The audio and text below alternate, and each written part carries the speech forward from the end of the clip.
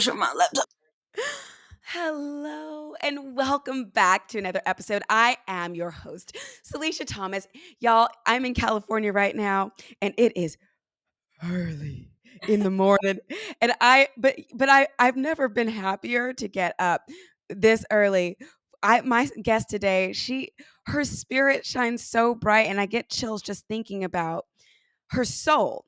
Her okay, y'all, she's an actor, a singer, a dancer. She's got a strong faith, the most joyous spirit. She's also a vocal coach. She's the founder of Queen Nyla Studios. She's toured with Wicked, and The Color Purple, and y'all, she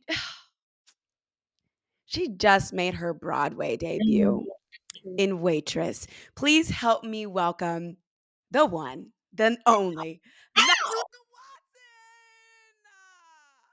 Good morning, good morning, good morning. Good morning, sis. How are you?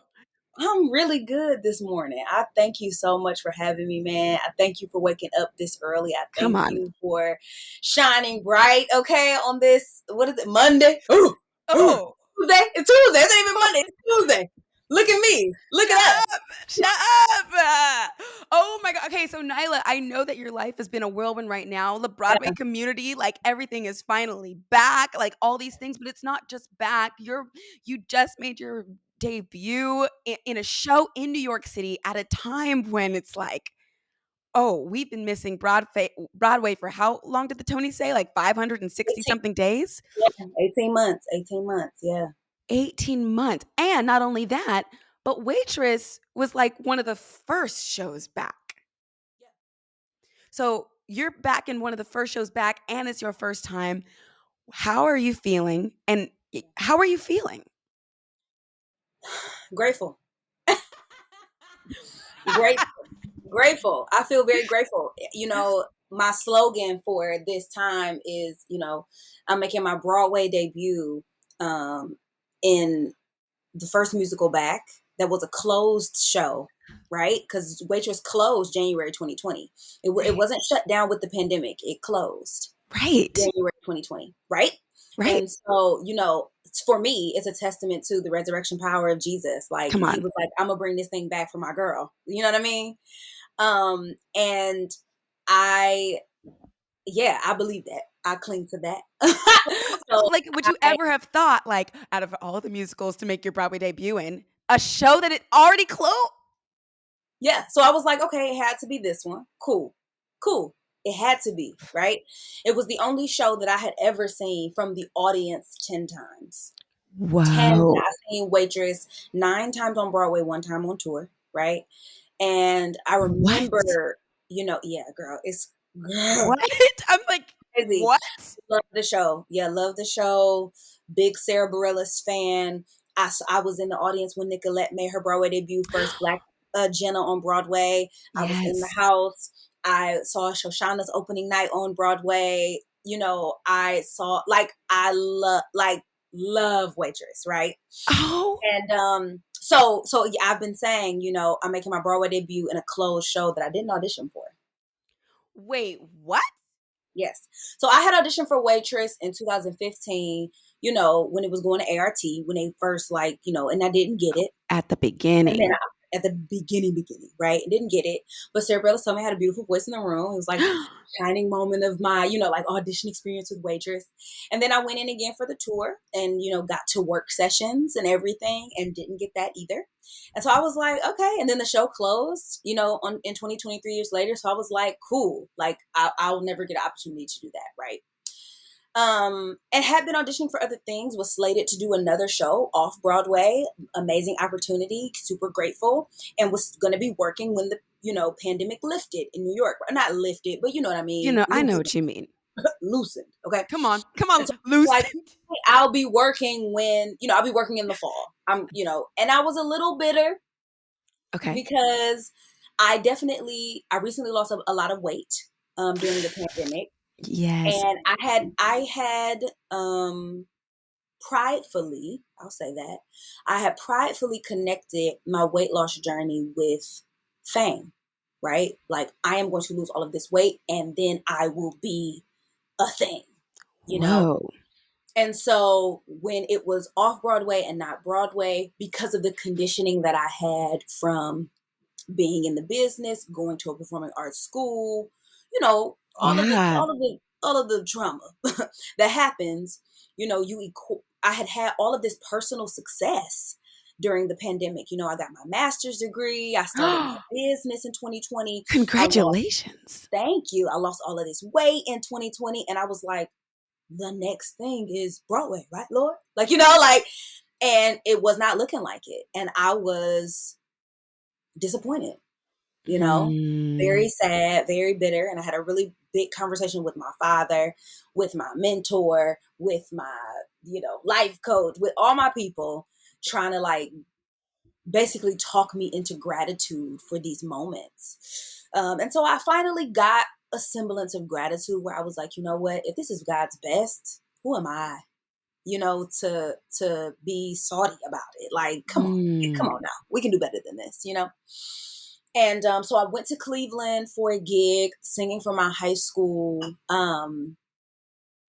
Before that, let's go back. Before that, I went to Hawaii to do a feature concert with the Hawaii Performing Arts Festival. During that, I got an audition. Thank you. During that, an audition. Did the audition, was for, you know, a Broadway show. Did the audition, got a call back, flew from Hawaii back to New York, was supposed to go to LA for a week, but changed my plans. And I had prepped myself for, if they're looking for someone who looks like me, I could possibly book this. If they're looking for someone who can fit the costumes, they might want somebody who ain't, you know, who's a little smaller, okay? A little petite. Because I had lost a bunch of weight, but like, you know, I'm not genetically small. You know what I mean? I'm working. Come on. You're you know what working. I mean? I'm working. And so look good too. It didn't swing my way. That specific audition didn't swing my way. But that following week, I went home. That disappointment was like, okay, maybe Broadway is not the gig, right? Okay, cool. I'm gonna practice some acceptance. I'm gonna have some conversations. I'm gonna cry my tears. I'm gonna do my thing. I'm gonna work my grief, do whatever I need to do to be grateful when I walk into this room with these people. You know what I mean? Yes, I do know what you mean. Okay. Went to Cleveland, sang for my high school theater teacher, the man who introduced me to musicals. And Salisha, I'm talking about, heard me singing in the hallway at my locker and was like, you should audition for the musical. And to him, I said, what's a musical? Like, no idea. Because in my world, a musical was, my mom's a pastor. So in my world, a musical was a bunch of choirs from a bunch of different churches come to your church and sing, you know. And I went to a Catholic school, so I was like, oh, maybe they want me to be the lead singer for His Eyes on the Sparrow. You know what I mean? Come on. No, you know, and I'm 13 and, you know, Black and from the hood, and this white man walks up to me and is like, you should audition for the musical, like you can really sing. And I was like, well, I've been singing in church, like sure, I'll audition for the gospel lead in this, you know. No ma'am, it was Little Shop of Horrors. Great. And so those lights came up. Yes, girl, those lights came up and I was like, I'm home. Like that man. Whoa. I went home to sing for him for a gig. He reached out to me and asked me to sing for him for a gig. So I said, I'll do anything for you. Sure. Mariah Carey at 9:00 in the morning. I'll figure it out. Oh. Like, you know? Oh, okay. No. What? And I did. I'll figure it out. The Uber back to my grandmother's house. My agents call me and say, hey, can you start rehearsals tomorrow? And I said, well, the show that I'm supposed to be doing doesn't start rehearsals for another couple of weeks. Like, but if they're changing the schedule, sure. Like, you know, like, yeah, I got a flight coming back tomorrow anyway. Like, that's cool. Can I come at noon? And they're like, no. Waitress called and wants to know if you can start rehearsals tomorrow. Yeah. What? You did so well in your callback for this other show. What? Nyla! Shut up right now. Okay, wait. What? Okay, I'm sorry. Keep going, please. Tears about okay, I didn't get it. Okay, we talked through this. They might not swing my way if they need somebody who could fit. Oh my God. Oh my God. They're never working on one thing, baby. They're never working on one thing. Nobody in the room is ever working on one thing. Oh my gosh. Yeah. So you auditioned for a different show. Different And show. did you sing any Waitress in the room? When we get offline, I'm gonna tell you what I auditioned for, and it's really Okay. gonna blow your wig back because I don't know how. No way. This from this, but thank you, Lord. I'm happy No you did. way. Oh my goodness. I feel so inspired because I feel like sometimes I'm just waiting for a miracle. I'm like, Mm-hmm. Lord, what's it going to be? What's it He going to still be? got the miracles. How you going to pull this out? Like, I still feel that way. And you you met when you and I Yeah. met, you met my boyfriend. Yes. And I remember thinking like, there's no way I'm ever going to meet anybody who's going to actually get me to like. I have never liked any. And I was like, God, I'm just sit back and see how you figure. And I watched him figure it out. I'm like, it's an anomaly. God is amazing. Yeah. And I hear him saying, is there anything too hard for me? He can do it all. Okay. He can do All. it all, You Nyla. you give him your shortcomings, and he again in that same. I think about Moses, right? He's like, I want you to go talk to Pharaoh. I want you to go, and he's like, I'm not real good with words, and he's like, who made your mouth? Who made your mouth? You're talking to God. Oh, there was a night when I was like doubting one night in this pandemic, and I was like, how am I going to be okay? Like, I was so scared. My cast from being laid off when Broadway shut down, like half of Mm-hmm. them had gotten coronavirus within that 2 weeks. I was like, I'm next. I'm living Mm-hmm. here by myself. I'm going to die. Like, will I ever go back to work? All of these things. And I got this whisper, Nyla, and it was like, how does, oh gosh, it said like, how does your body know when to have a period? How does the Mm. sun know when to go up and go down? Mm. And it was a whole series of things that I've never thought of those things. It was just so clear. Were you there when I set the stars in the sky? Were you there? Were you there when I set the sun in the sky and when I said, go ahead, Earth, you're going to spin around that thing? Were you there? Because you got a whole lot of God can do anything. anything, and he will do anything. That's the thing. My pastor recently preached green light at the Red Sea. What's that? And he talked about the children of Israel, right, getting to the Red Sea. Oh, got it. All you got to do is cross. But what do you mean cross? There's water in front of us. What do you mean? What do you mean? And he said, watch me work. Have you ever read that story? It's actually one of my favorite stories in the Bible, to be honest. Because if you really read the story, right, like we watch Prince of Egypt, and it happens so swiftly because you only got an hour and a half. But if you really read that story, God moved the cloud from in front of the children of Israel to in between the children of Israel and the Egyptians. Right.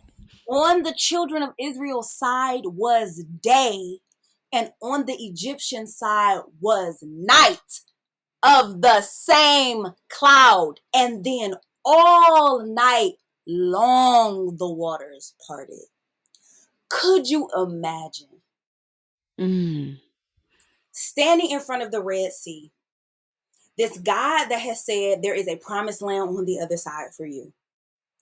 Watching him move the clouds behind you, they could have been this close. But because it was night on your side and light on my side, you can't even see me as he rips the waters back all night long. It's for your freedom. And then not only that, he rips the waters back so tough that when you walk across, you walk across on dry ground. In the middle of what? In In the middle of the sea. the middle of the sea. It's supposed to be muddy. It's supposed to be wet. It's supposed to be sand. It's supposed to be, debris. There's not even evidence of where you was before. You're not even leaving no tracks because you're walking through dirt that was under sea that is now dry. He could do legit anything. So when I think about sometimes, like, if I do get discouraged or I'm like, God, what about this? What about this? I read somewhere they were like, get like 12 stones or something. And for each Yes. stone, write down a time that God has brought you all the way through. And I started thinking about times in my life. I was like, oh, wait a minute. Wait, this is a thing. This is a thing. Yes. It's a pattern. It's what he does. It's in his character. It's what he does. It's how he does it. This is he how can't not do. He can't not do. He can't not be. Like, it's who he is. And it is that. It's Ty Tribbett, I listen to his sermons. He's the pastor at Live Church. And he said one time, like, that's why the Bible is on the outside of us. So that we can read it as many times as we need to for it to get really, really, really, really, really down into our spirit. Like, read it one time, okay, cool. Read it another time, okay, cool. But like the ingesting, the memorization, like David says in his Psalms, I hide this word in my heart so that I won't sin against you. So that when I open my eyes, I see what you said because it's in me. You know what I mean? Like, it's so a part of my DNA that, like, I see the world from the perspective of the word. And until you are there, we got to keep reading. I'm reading the Bible again for the last 90 days of the year. It's one of my missions. I'm starting an accountability group. I started an accountability group and we start October 1st. And one of the things that I want to do in the last 90 days is read through the Bible again, and not for the task of like accomplishing it, right? But for the task of getting to know him. You know what I mean? Yeah, I do Like, know I've what you read through mean. the Bible before to say that I've read it, but I've never read through the Bible so that I can really inhale the character of God. That's so real, Nyla. You know? The first year, the first year of this pandemic, I want to throw up just saying those words. Mm. I went through the whole Bible, and I haven't done that since I was a kid. I'm like, Lord, I'm so sorry. It took me so long.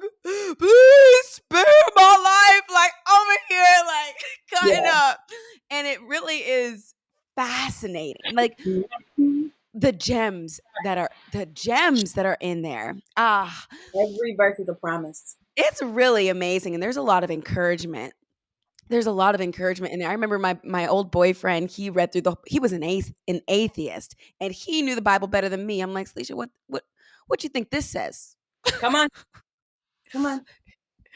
Um, We gotta know that thing. We gotta know that thing. We have to. It's our only defensive weapon. That's all we get. You right. know what I mean? Yeah. That's all we Seriously. get. That's all we get is the word. That's all we need. Ooh. And then also, like, that inner guidance system, the Holy Mm-hmm. Spirit, some people call it their gut, their instinct, but Mm-hmm. that is so real. That is the thing that Oh tells yeah. you to go right or left, to choose, say yes or no, to take that job or pass, even though it looks like you should. Like, that inner guidance system is, I feel like that is the thing that really helps you to live your best life. A lot of times it will tell you to do something that logically don't make no kind of sense. Come on. But For sure. when you listen to it, you're like, "Oh, I'm so glad I did that even though everybody else told me to do something else." Yes. But I do For want to sure. ask you about, like, your actual first day. Was it what you expected? Were you scared? Did you throw up in a bucket? Were you like, how did you I Um, saw you when you were on the stage and they were like, "Nyla, it's her Broadway debut," and you're crying. I was crying with you. Nyla. hmm. My first day was um kind of like being shot out of a cannon. You know what Right. I mean? Okay. I didn't get there until the middle of the day because I flew back that day. Oh my Um, gosh. yeah, I flew back from Cleveland that morning. So it was surreal. It was crazy. I know one of the first days, I trained for the virtual New York City Marathon last year, and I'm running the actual marathon this year with City Harvest. Cute. Cool, yeah. Um, and so I trained last year, and one of my pacers, one of the songs that would pace me was Bad Idea, from Waitress. Oh. And so, it's the tempo is pretty steady, right? And now, thank God it's actually a little slower than the pace that I'm at now. But last year that's where I was. And so anytime that I would feel like I was slowing down, I would say, hey Siri, play Bad Idea from Waitress the musical. Oh, look at her. Listening. Uh-oh. Thirsty. Just Back up. listening. Listening. Ready to hear her name. Get out of here. Get out of here. So they were working on it one day during a music rehearsal. And of course we have our ahs, during it. And Drew Galing, love him. Hey Drew, bless your heart. Started singing, and I was like, like I just started like weeping, and I don't know where it came from. Okay. One of the swings walked over to me, and just shout out to Jerry Ann. She's one of the loves of my life. Literally just wrapped her arms around me and stood there and like sang my part for me as I like sobbed. And I was like, y'all, I'm on Broadway. like I'm on, like, this is real. These people who I've Googled or listened to on Spotify or, watched their Tony performances from afar on YouTube or go Yes. back to and Google, I watch The Waitress. It's one of my favorite Tony performances because you can watch Jessie Mueller leave her body and come back. It's very interesting. Yeah, and there are only a couple of Tony performances where the greats, man, they like leave and return. It's really cool. Can we talk about that? Yeah.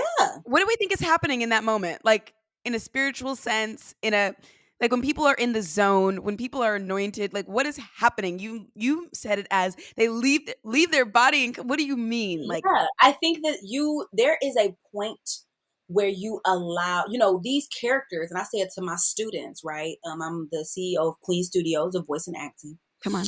And and I say it to my students all the time, like these characters only have breath and body if we allow them to inhabit us. That's the only way that they get to live. They only live on the page until we breathe them in, right? And so it is then your job to figure out the difference between Salisha and this character, but also the similarities between Salisha and this character, so that you know what mannerisms to give them, but then you also know when to move out of the way. I was recently coaching a student on some. I was recently coaching a student on some Beetlejuice material. They're doing an open call, and Beetlejuice moves faster. His thoughts, right? The rhythm in which the song goes, and then the pace in which the character speaks is the pace in which this character is having their thoughts, right? We only know the thoughts because they are saying them out of their mouths, right? Hi, I'll be your guide. I'll be your GUIDE to the other side, something like that, right? If he moves faster than you, then you need to figure out how to get ahead of him so that it doesn't look like he moves quicker than you. It needs to look like you've moved out of the way and allow him into your body. And like, this is just the way in which I move now. This is just the pace in which I have thoughts now. Right? Ooh. And so you know what I mean? And so you have to then do that work. Shout out to Alex Gimignani, right? Who taught me that way to think about these characters, right? It's like the rhythm and the speed in which these characters speak or the speed in which their mind is moving. This is not abnormal to Beetlejuice. It's abnormal to you. So you have to figure out, and that means okay, maybe Nyla needs to spend a little more time in the text because when I was playing Mama Rose, these words and thoughts are not abnormal to her.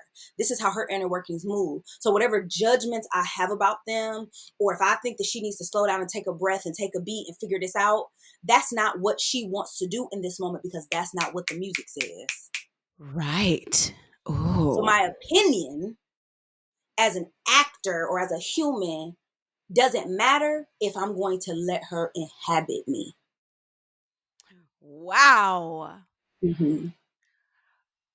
So I'm sorry, I cut you off. No, you're fine. When you were talking about Jessie leaving her body and Yes. So in coming that back. moment, it really is the moment in which I believe, and I don't know Jessie, right? I haven't had this conversation with her, but I believe that she said it's no longer about Jessie Mueller. It's about Jenna. And Jenna has to be more important than Jessie in this moment, or her story won't be told. Wow, Nyla. And I could make the decision to tell, if I was playing that character, right? I could make the decision to tell Jessie's story in that moment, but it wouldn't be as potent. Oh, I love this. I'm already going to go back and listen to this one again. You know what I mean? Yes. It wouldn't be as potent as telling Jenna's story in this moment through her eyes and her rhythms and her breaths and her moves and the way Sarah wrote her. It's not as, you got to let the composer be the composer sometimes, Yeah. So I just watched the Tonys last night instead of 2 nights ago. Okay. On Sunday. And excuse me. And you know what I find interesting, and I wonder how you feel about this, especially since you are in the game, honey. How do you feel about, like, you said you saw Waitress 10 times. 10 times. And I definitely remember the days when I was watching the Tony Awards and just being like, wow. Mm-hmm. Same. Wow. Wow. Mm-hmm. And even today, being in the industry, I'm still saying, wow. Oh, but yeah. Right? But I'm saying, wow, my friends are fantastic. I literally made an Instagram story about it. I was like, I prayed for this day. I prayed for the day that I could watch the Tonys as a Broadway performer. Right? Right? And say, go y'all. You know what I mean? And tag my friends who were performing in the Tonys, Yeah. To be like in it. I was watching with my best friend last night, and I was giving her, like, we're in Fresno, like giving her the inside scoop about everyone. I'm like, that guy right there, we made out. And that guy, she was like, him? That old man? I'm like, okay. Tell your story. I know, just with my best friend. But like, it's so different. And I'm like, what is this life? I still remember getting my first, and maybe you felt like this, getting my first national tour, being like, we're in the game. Maybe one day I can be on Broadway. Like, Yep. Yes. And then one day you wake up and you're there. For me, and the blessing for me, my first national tour was Wicked. So it was like, oh, we in the game for real. You in the game for real. Like, this is what we doing? Okay. You know what I mean? Like, I'm here for that, especially for it to be a production tour. And then I did Color Purple, right, which was a seated tour. Like, I was able to get those contrasting experiences, being the only Black person in the cast, being in an all Black cast. And then, now being in Waitress, where it's pretty 50-50. You know what I mean? So wait. Pause. I'm sorry. I heard something else. You said you went from a production contract and then did a CETA contract. What was that like? Going from, I'm on a Rolls Royce of tours, and now I'm on. Is it doable, Nyla? Did you want to hang yourself? Like, no, I actually saved more money on the CETA tour. Coming up, girl. When I tell you, I was a child though. When I went on the Wicked tour, I was a child. I didn't know what to do with my money. That money was coming in, and I was like, balling. I'm balling. Like, yeah, I was taking trips and, flying home and, and then with Wicked, I mean, it's really like a Rolls Royce, honey, a Maybach. You know what I'm saying? Like, shut up. Yeah, two days in between cities because the set is so extravagant. Two. Oh yeah, 2 days in Oh, between cities. I'm done Production talking to you. contract, I'm state done of the art. talking to you. Like it was like, oh, state of the art. Yes, honey. Like Who gets 2 days off in this industry?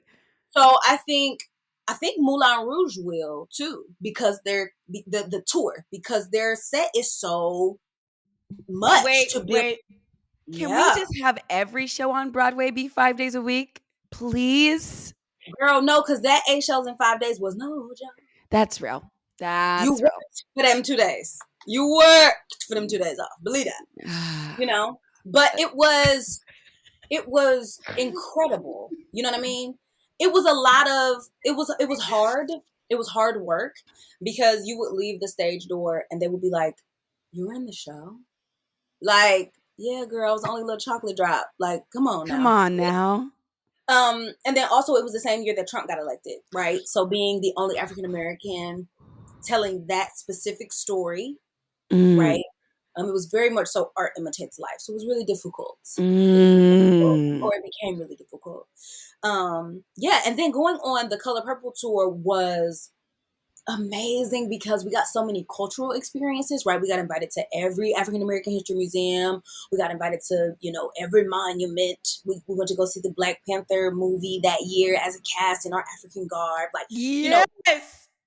it was mighty. It was Yes. mighty. But then you also learn about the hierarchy of Black Broadway, right? You know what I mean? You also learn about that too, right? That like, oh, there is a caste system here as well. Cool. Okay.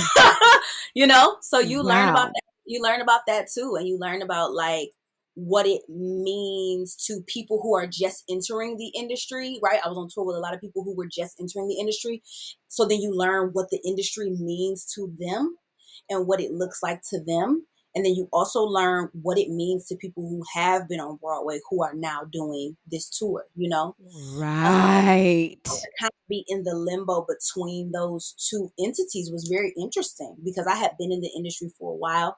I didn't have any Broadway credits, but I had done this Wicked tour. I had done many concerts in the city. I had been in the industry for a while. And yeah, it was interesting to like look at these people who are just entering this industry and look at these people who have been on Broadway and like not belong to either group. Whoa. Yeah. And like really be like, oh, like, like, Yeah. okay, I am not a newbie, but I am not a vet. And Right. what does that mean? Right. Who am I then? I always find that so interesting. Like you can be in the same show as all these people. It could be your dream job and the person next to you hates it. Yeah, yeah. Or is marveled by it in a way that you're like, oh, I'm also not there anymore because this has become my bread and butter, or I am paying my student loans from this check, or this is, you know what I mean? Like you kind of learn to find your gratitude again, Yeah. but then you also learn to find humility in a way that's different because I feel that there does come a and this is in my experience, right? My individual experience, that there is a pride that comes to some people who have not been in the city long enough to get through an audition season without booking a job. Does that make sense? So it's Yes. like you come to the city, you book immediately, and then you are the king of the castle. And it's like, but that was your first audition season. You don't know this rhythm yet. You don't know what it's like for them to just not call you back. You don't know how humbling, this is. You don't know what it's like to, you know, um, go from being the lead in the show to the swing in the show. You know what I mean? Or go be the swing in the show to not working at all for a living. You know what I mean? Like what that means and how that works, or being the swing in the show and making the most money in the show because that's what they don't know. Come on. Right. Right. To being in the ensemble and your check is a little shorter. Right? That you're like, wait a minute. And so you're like, oh, I'm on stage every night, but I'm not making as much money as I was making before. What does that do to my life? Who am I in that? So just learning the ebbs and the flows of like the ecosystem of this Oh, I business love that. becomes essential. And so when you haven't experienced that, I do feel that sometimes it comes with a little bit of they ride high on their horse for a little while. You know what I mean? So just being in the middle of that and being able to see like, oh, like, okay, really being able to survey personalities and then being able to look at that and say, well, who do I want to be? You know, how do I want to move in this business? I think it just gives you real perspective. So, Nyla, can we Yeah. talk about your beautiful head? Oh, yes. When I met you, you had this short cut, and from what I Yeah. understand, you used to have a lot more hair, and you would cut it. Yeah. So I would have hair and then cut it and then have hair and then cut it. And so I had, I grew up just for me, honey. Okay. Come I grew on. up getting perms and Yes. getting straightened. And I had my wrap. I would go to the beauty salon and get my wraps, my doobies. Okay. Yes. I would get my roller sets and wrap them, have my wig on the side. I would do that. And then, I went to college, and the summer between my senior year and my freshman year of college, I went to another institution before I went to BW. So my undergrad was 6 years. So before I went to my first institution, I'll just say I went to Kent State University for 2 years before I transferred to Bolton Wallace and started all over. And Kent had a beautiful Pan-African Studies program. Beautiful Pan-African Studies program. And I had the beautiful privilege of being cultivated by my Baba Okanta. And we went through rites, and we went through the rites of passage, where it is a simulated program that takes you through what it could have been like to go through the Middle Passage as a slave. But then you also learn about, the cultures and the religions and the heritage that we experienced on the continent. And so in learning about all of these things that I had no idea about, I was like, cut this off. Like, whose hair is this? Like, this is not mine. Like, I don't know what you heard, but we was killing it on the continent. Like, and we didn't look like this. I love all of this. You Yeah. said, cut this off. Cut it off. No. And so I went to, before I cut it all the way off, I went to a mohawk. Like, I had like a funky, like, perm hair in the middle, like mohawk moment, right? So that was cute for a little minute. My little boyfriend at the time, he really liked that. Cute. And yeah, so I was like rock star, with my little mohawk. And then I had, the fro. I grew it out a little bit, had the fro, and then I just kept going back and forth between like short and fro. And I also had a high top for a minute. No. I had like a high top fade, and it was red. It was like fire red. That's how I came to New York, with a fire red high top fade. How fun. Yeah. So that was super fun. And then I was like, cut it all off. I wanted to be as close to my scalp as possible. You know what I'm hearing? I'm hearing no fear. Mm. And like a freedom. Freedom for sure. I think that those are things that I am fighting for. Yeah. For sure. Yeah. There is a level of fearlessness that I have in some respects, but there's a lot of fear. But I do think that I am fighting for fear and freedom. Those are fearlessness and freedom. Yeah. Those are definitely, I feel like it takes a lot. It takes a lot to just take off something that is so easily like we identify with our hair so much. And for you to just like, not even a question, just take it off. And by the way, you look gorgeous. You're beautiful. Thank you. You know what? I knew that I would be okay because I look like my father, but I'm my mom's color. And my dad is bald, but has always been bald my entire life. And my mom would cut her hair on a whim when I was little. Now, she would go bald and blonde. I'm not that bold. Okay.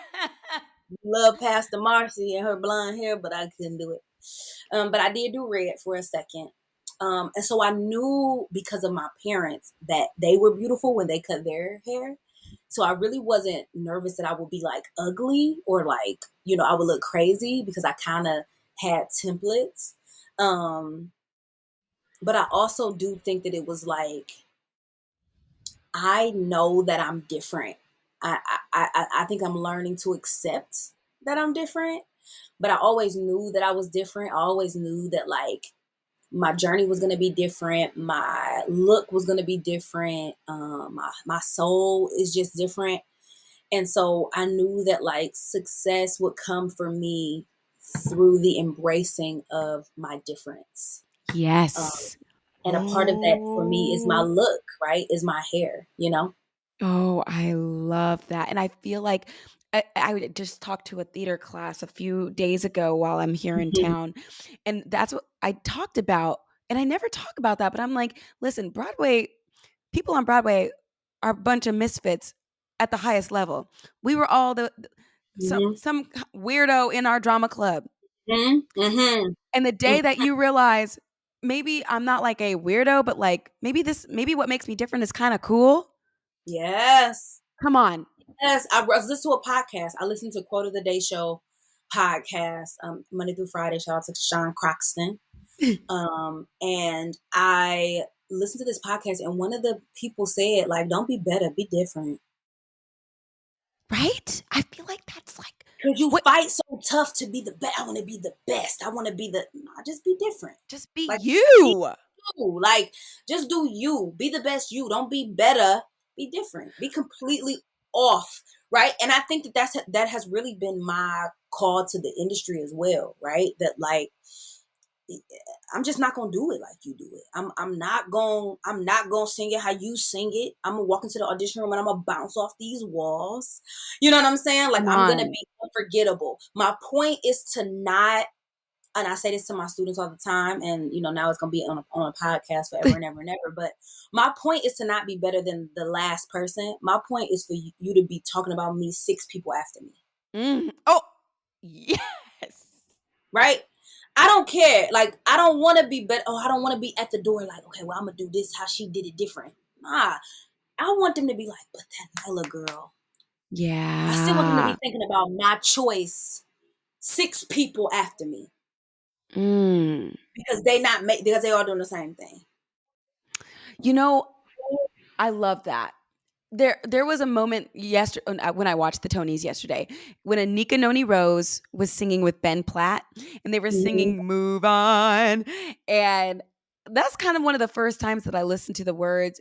And if anybody knows this song who's listening to this and I'm not getting it wrong, just give me a little grace, okay?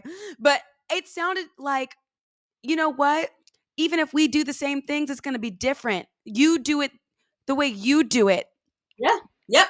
and it's going Yes. to Anything you do, let it come from you. Then it will be new. Give us yes. more. Yeah. Yes. And Yeah. I went to an I'm a music Italian theater girl. say again? I'm a music theater buff. Come I did on. a Sondheim concert. My music and Move On wasn't so I did a virtual concert series. I was supposed to do 6 concerts. I only did 3. We're coming back in the new year, Okay. and they're all on Instagram and on Cute. YouTube. But I sang Move On with my roommate in my living room on Instagram. Like did a whole duets concert for Valentine's Day, and that was like one of the first songs. Like yeah, It's a great song and a great it is. message. You Yeah, know, a lot of times we get in our heads and we're like, well, they already did that, so I can't do it. Oh, they took my idea, so I can't do it. Okay, guess what? I went to an Italian festival in New York City a few weeks ago, and the person I was with, he was like, well, Andrew, my boyfriend, he was like, everybody's kind of selling the same thing: sausage sandwich, pizza, cannolis. yeah. They're all selling the same thing at these booths.